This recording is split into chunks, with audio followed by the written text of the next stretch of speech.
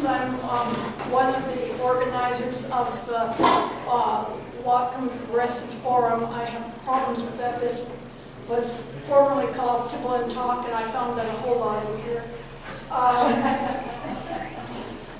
We were urged to sober up the name, and it's really sober. I guess I should look. If you picked up an agenda, maybe know that it says May 10th. I know it's not May 10th. I know it's May 12th. And I can't blame anybody else. I want to welcome you to the Whatcom Progressive Forum. It's a small group of people in the Birch Bay, Blaine, Custer area, and one of the group is Bob Seaman from Custer. And the rest of our group is not present, except by proxy. Dawn's right there. Oh, Dawn's here. Okay, good. The next person who enters will be Dawn Starr from Outer Blaine. Is that her? Outer Blaine. Yes. Okay. The restrooms are around to the left, past the bistro bar and a corridor. As Bob says, just keep turning left. Look, there is not a boys' side and a girls' side here. We're not junior high. Please, break the mold. I walk over to the other girl. That's good. That's good. Thank you. Yeah, we're integrated. We're attempting to have these forums monthly, and we have had them on a variety of subjects. One of them was I-1329, which is the Get Big Money Out of Politics, and if you have not yet signed the petition, there's one on the registration table up there. Oh, and you just happen to have one, you think about it. The last report I saw said that we need 7,000 more signatures before the middle of June. Well, probably before the end of May, because they'll have to make a decision whether they're going to keep pushing with the possibility of being able to get the 24,000 required. You're talking Whatcom County now? Yes. Yeah. I think we need 360,000 in the state. In the state, yeah, I was talking county. So if you haven't signed it, please do. If you have signed it and would like to work very hard to get big money out of politics, the Truth and Justice, Peace and Justice. Peace and Justice, thank you, office down on Holly Street is organizing a lot of signature gathering events and can use your help, as always. There is a little donation jar out there on the registration table for your generous donations to help fund future forums.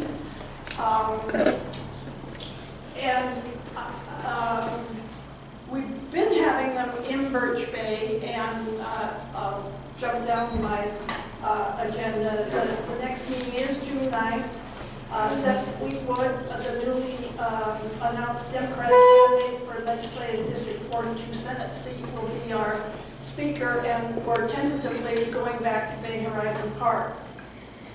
I haven't been able to get a response from them. I think this is a very busy time of year because it is the Lions Bay Horizon camp, and they're gearing up for that in the summer. Other than that, I would like to introduce Marilyn Flynn and Sandy Soderberg, and they will introduce the other members of their panel here to tell us all about hemp, and so that we can truly envision this headline in 2020, hemp employs millions productively. Thank you, ladies. Thanks, Ruth. You want to start, Marilyn? First, we want to accept a suggestion made by our esteemed colleague over here that we always preface the word with industrial hemp, so people don't get it mixed up with marijuana. You probably all know that it's not the same plant. It's a version of it, but it's the one that doesn't have the THC in it. So you can't get high off of it. You can smoke a barnful and all you do is get sick. And so don't ever try it. So we've all been independently working on researching hemp for quite a long time. I started about 5 years ago because of the number of jobs it could give people. And then I got into the medical benefits of it and the nutritional benefits, and it's just an amazing plant. We will tell you all about its history and all of that. I met Pam at a Transition Watcom meeting, and she introduced me to these two.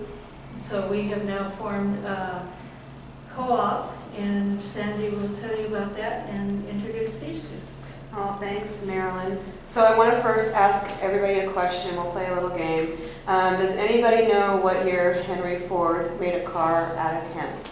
If you have, Out of hemp. if you know the answer, Hemp soap. hemp soap. But you have to know which products in the car were hemp. Anybody? So, So Henry, well, upholstery Yes. probably would be. Yeah. Car body, Yeah, the carpeting. Yeah. the car body. The car body. The car the body? car body Yes. was made from hemp, Hemp plastic. and it ran on hemp. Wow. Hemp And by, since you participated, and So what year was it? 24. 1923? guesses? 24? 24? 20, 38.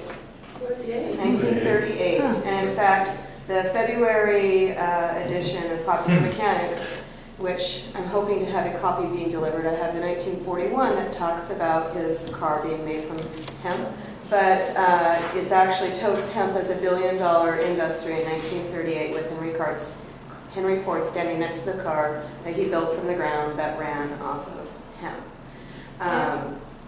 and he took a sledgehammer to it and was trying to dent it. And hemp plastic is 10 times stronger than steel, so he couldn't even dent the car. Is there, did they make any kind of a promotional film or something at the time Ford made? Yes. That? You can find it on YouTube easily. Okay. Oh, there's a film of it, I haven't Yeah. seen that. It's just Was a he before Tesla? Before Tesla. Well, not the man Tesla, but the Tesla car. Right. So my name is Sandy Soderberg, and I started working on this about almost a year ago and wanting to bring hemp here as everybody started talking about the marijuana laws and growing pot. I said, well, what about hemp? And I wanted to talk to farmers and Native Americans to see what we could do to help the farmland and the soil, the water, build jobs with processing plants. And I had great interest, and so that's when I started reaching out to zoning and farm bureaus, and they started reaching out to me, and ag departments and ecology.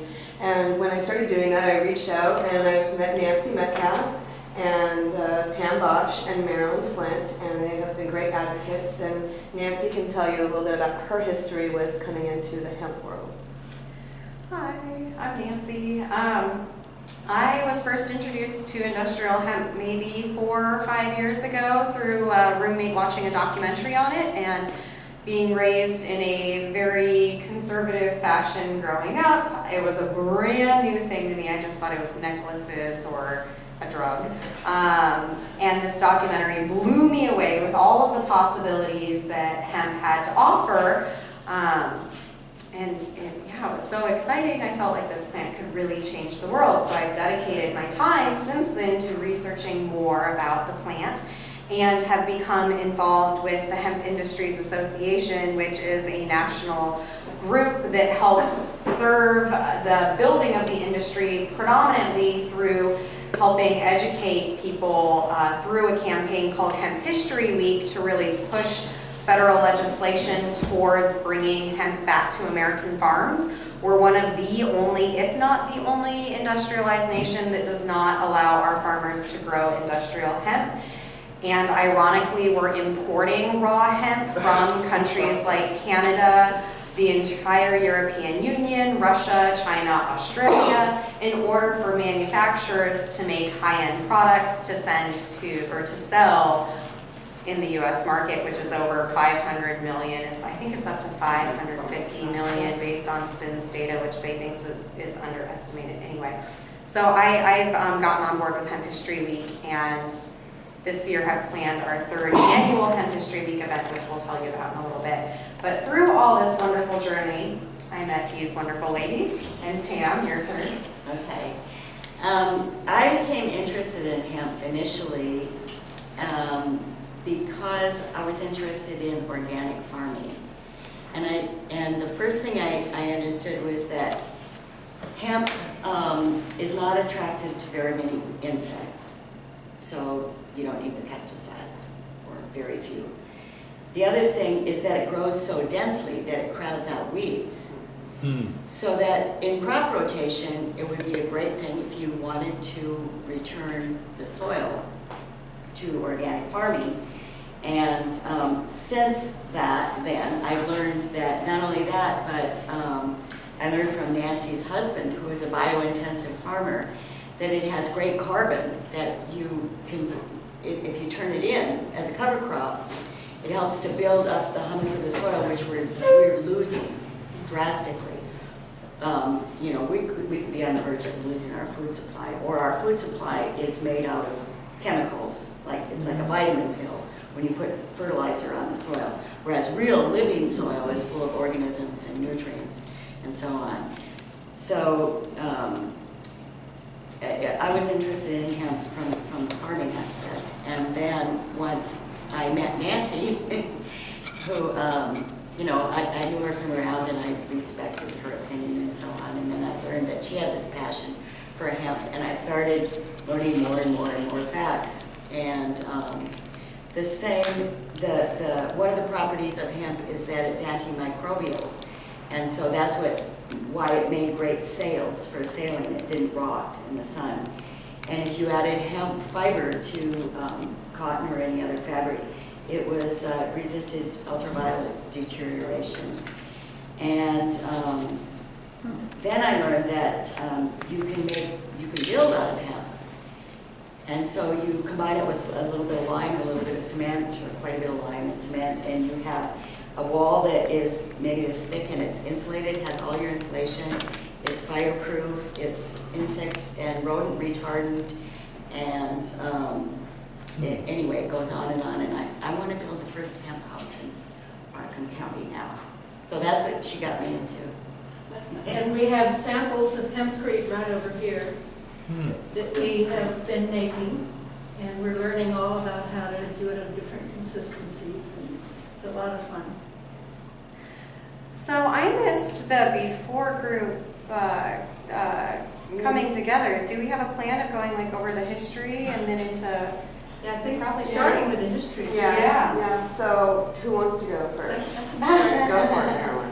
As she said, the cloth does not deteriorate. They have found cloth more than 8,000 years old in perfect condition, made of hemp.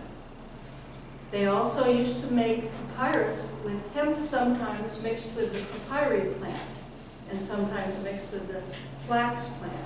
So you know how long ago the ancient Egyptians were making paper.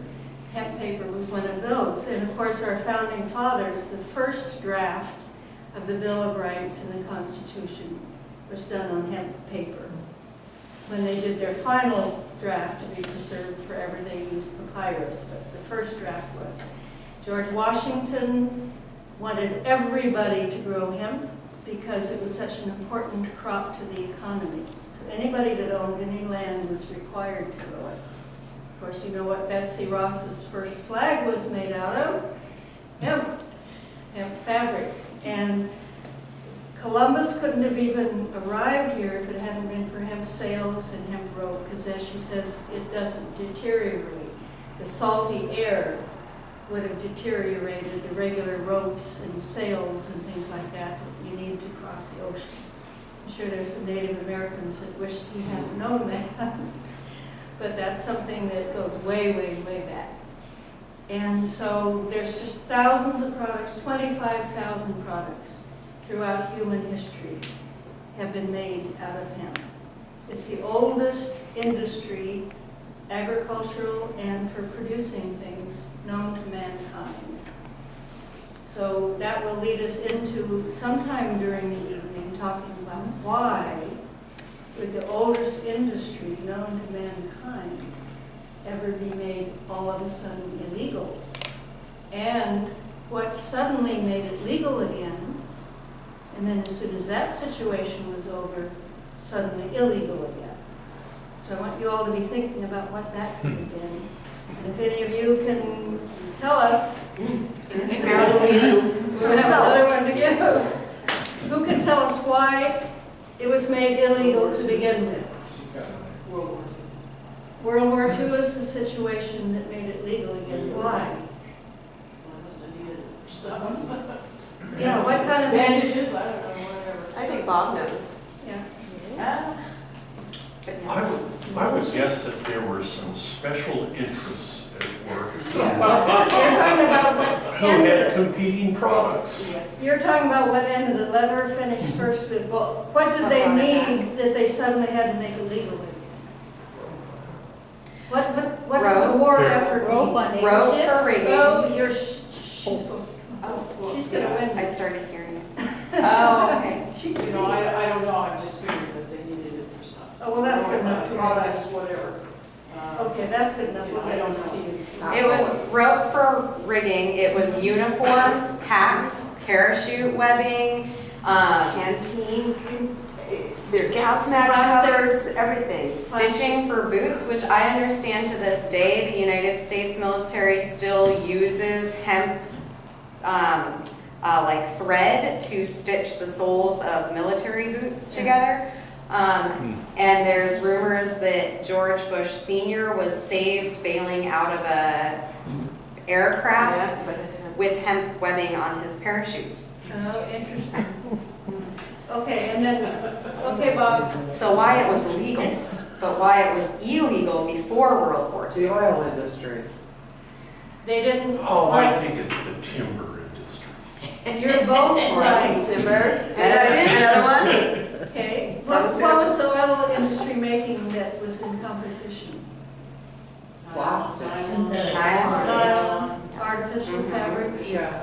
Gasoline. Bioengineering. Yeah, gasoline, diesel, and plastic. And that's what year are you talking about, or? 1937. Yeah, just That's the question. Henry Ford built a car. Yeah. And they decided they had to stop. And they had, yeah, he was able to build a car out of a plant that you could grow in your garden. You could grow it, you could run on it, you could build your clothes, you could eat it, you could build your house off this plant. They had to eradicate it because they couldn't make money. We don't, Some people miss that it also ran on ethanol. yeah. Made out of hemp. They made hemp, ethanol and hemp biodiesel. But one thing we don't know, and this is one thing we want to encourage everybody to take part in the research that we're all doing, it's really an adventure to find out all these things that used to be that we could do again. We don't know if the mechanical parts of the engine were also hemp, or whether they were metal. We know the body was hemp plastic, and sometimes they mixed it with corn plastic and flax plastic. But I'd love it if somebody could find out if the mechanical parts, whether that could withstand the heat. Yes. So I've heard that story, but nobody's ever explained why they were, how did they convince I guess it was Congress that this was something that had to go away? Well, let's see who might know the answer to that. Lobbyists? Yes. Well, that's the mechanism, but what was the argument that was used? Yeah, how did they convince the people this is an awful plant? So they rebranded. Let's see if they know first. If not, then we'll tell. We know that we know. Reefer madness. Right. Nice, yeah. What was that? Tell us about It was reefer. a movie designed to scare people away from smoking marijuana. Right. Government And they movies. made the connection, they Yes. made a connection between the two of them. It was funded by a church, actually, I believe, is what. Well, also I remember. William Randolph Hearst helped to fund it. Just like he helped to fund Prohibition. Why did he fund Prohibition? He wanted to make money off of gasoline. He figured out a way of making that. And why was he against hemp? Not just for the gasoline, but for another reason. He had bought thousands of acres of trees to do what? Timber for newspapers. So he helped to fund the anti-hemp. And his brother-in-law was Andrew Mellon, who was in the House, sitting there signing the papers that said, this is now illegal. Yeah, and the DuPont company that was making synthetic fabrics and plastics and all, they didn't like it either. Good, well, we're getting so many answers, I don't know how we're going to divide these things up. And so the simple, hard answer to all that is in rebranding hemp to marijuana and slandering it as marijuana, they were able to successfully pass the Marijuana Tax Act of 1937, which was the second law in history that made an item illegal by simply taxing it beyond the ability for any commercial trade. So it all of a sudden wasn't necessarily illegal to grow hemp. It just was prohibitively expensive for any farmer to be able to afford a tax stamp to actually license their land to grow hemp. So it was a sneaky way to do that. The first law along those lines had to do with firearms. They were within the same couple of years that those passed. So anyhow, any questions on making hemp illegal? Is that how the law stands today? It's technically legal, but so it changed to the point. Today, it's now classified as a Schedule 1 narcotic. Yeah, Hemp. that's how they actually Industrial made hemp. it legal. Industrial hemp, yes. Why didn't all his donors stand up and say, whoa, what are you doing? They have been since the early 90s, yeah. One justification, I'm sorry, I thought. No, you're fine. Go ahead. I was just gonna say they've probably been fighting it since the 30s they've been fighting it, but anyhow. One justification they made for lumping the two together, even though one makes you high and the other doesn't, do you know why that might have been? What could they wanted to make sure we didn't grow any marijuana, and therefore they said hemp looks like marijuana, and so you might sneak marijuana plants in rows of hemp. But why is that not a legitimate argument? And then cross-pollination. Cross-pollination. What happens to marijuana if you have hemp anywhere near it? Defeats its purpose. It destroys its THC. It destroys both crops. It destroys the fabric of hemp too. Well, I mean, the marijuana is a feminized plant. When people grow marijuana, they're growing it for the bud purposes, for the flower at the end. When you're growing industrialized hemp, you have male and female plants. You're growing it for the seed pods. You want to have them both. And the pollen it travels through the wind. And so you need to have, this is how part of my journey started, was how do we can maintain the integrity for all these pot farmers that are now in Washington State if we're bringing industrial hemp in? How do we maintain the integrity that these farmers over here are not going to end up with a higher THC content than what is legally allowed for industrial hemp, which is 0.3%? And how do we ensure that these farmers over here that are growing pot for medicinal or recreational purposes legally, their flowers aren't going to end up with seeds in them? That was the first step here, is how do we maintain the integrity of all these farmers and integrate this all together? And that brought me to the Whatcom Farm Bureau. The Whatcom Farm Bureau is very interested in being able to have another crop to harvest here in Whatcom County. And the fact that we can take this product and not eliminate any other crops, but use it as a crop rotation, and they can make money off of it as a crop rotation instead of letting their land sit fallow. That was a big draw to these farmers. But then there's also the aspect of, if we have processing plants built here, then we have the ability to have full-time crops and full-time jobs. We'll have harvesters, we'll have processing going, the processing for everything from paper to building supplies to food to plastics to, all these different industries will be fed off of our farmers being able to grow this crop here. And so that's where we're like, okay, why are we not doing this? There's no reason why in Washington State we can grow pot, but we can't grow hemp. But there is, and it's because of legislation. And legislation wants to have rules and regulations put in place. And that's what the federal farm bill is going to require, is that the state departments of agriculture have rules and regulations in place. And so in order for us to begin cultivating industrial hemp in Washington, one of the first and foremost things we need to do is make sure that we have clear legislation. We have samples of House Bill 1888, which went into all the way up to Senate vote and was tabled for another bill at 4:57 on the last day of session. So what we're planning to do for this year is really get the education out there to the farmers and the kids and the law enforcement and to everybody that's still misguided about the differences between industrialized hemp and marijuana. We'll get the clear legislation put in place. We'll get rules and regulations done so that our farmers can begin to grow freely. So if hemp is still classified as a class 1 narcotic, you have to get the feds to approve it, is that right? So are you talking about legislation, federal legislation or state legislation? There was federal legislation passed this last year with the Farm Bill, and there was an inclusion of, it's called 7606, and that is giving states that have legislation in place the right for their state departments of agriculture and colleges and universities to do research for industrialized hemp. That's what this legislation was for, was so that our state would be one of those states. Was any state that allowed medical marijuana or recreational marijuana? Or States that industrial didn't- hemp. Or industrial hemp. But states that didn't specifically allow that aren't allowed to experiment with it. Right. Aren't allowed to grow any patches. Colorado now allows both. They give permits for both.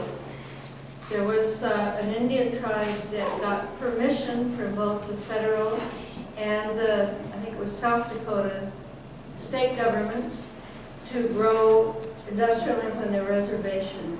They were very excited because they were going to create jobs for a huge number of people, and they had a very bad economy. They let them get it all the way up to being ready to harvest. This was during Bush's administration. He sent his drug enforcement agency in with diesel fuel, sprayed all the industrial hemp plants that they had been growing for a really long time and set it on fire, even though they had federal and state permits. But they do have a beautiful community center built out of hemp. Oh, that's nice. I didn't Yeah. know that. This is the Pine Ridge Reservation. In what state are they, Colorado? South South Dakota. South Dakota. South Dakota? Yeah, the Oglala Sioux tribe, and his name was Alex White Plume, and he is still a very big hemp advocate and is, one of the things that hemp can do is, as we've talked about, is energy. And the Native Americans are very much huge proponents of protecting Mother Nature, and with the pipelines that are going through and the coal trains and the ports that are pending being built here, industrial hemp can help in a lot of these different applications. And so they are very supportive. Our local tribes are very supportive, and tribes across the nation are very supportive of being able to have this come back. Another Is that- interesting fact was, Is that an annual plant or a perennial now, the industrial? Every 180 days if the climate is right year-round. In this area, I believe it would only be in the summertime. So it's an annual plant. It would Right, reseed so you itself plant a every seed, year. you harvest it, and then you start over, okay. Yeah.